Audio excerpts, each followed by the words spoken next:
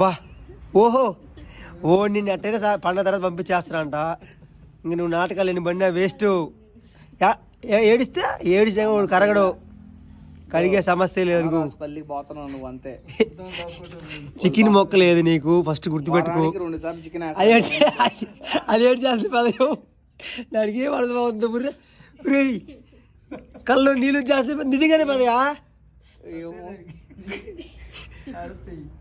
నీ అమ్మ జ్వరం పడేది ఊరికి అన్నారా కాదు పది, అది కూడా నిజంగానే.